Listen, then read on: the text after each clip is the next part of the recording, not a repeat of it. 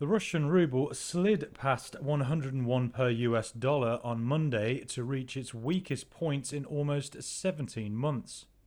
President Vladimir Putin's economic advisor blamed the slump on the country's central bank. In a sign of growing discord among Russia's monetary authorities, Maxim said soft monetary policy had weakened the ruble and accelerated inflation.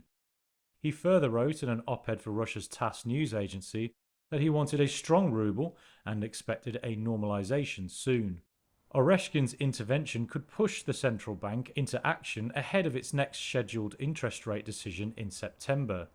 Economist Ian Melkumov said the central bank faced some tough decisions. At least for the past several weeks, everyone was expecting that, okay, the ruble slide shall stop somewhere pretty soon because it's overshot its markets, objective market levels. But the ruble slide continued, and I think it will take some hard decisions by the central bank, like increasing the key rate, the interest rates, by at least a percentage point, maybe more than 1 percentage point, to stop the ruble decline. The central bank hiked rates by 100 basis points in July to 8.5% after holding steady for months. The bank has been signalling more hikes are needed ahead of next month's key meeting. It's blamed the ruble's sharp slide this year on Russia's shrinking balance of trade. The ruble has lost about a quarter of its value against the dollar since Russia sent troops into Ukraine in February last year.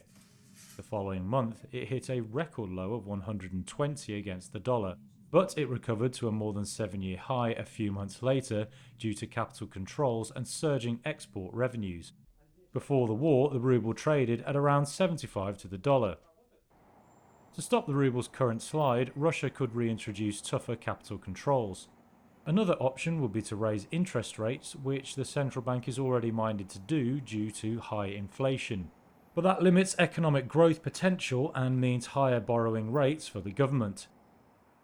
That as it tries to fund military operations in Ukraine.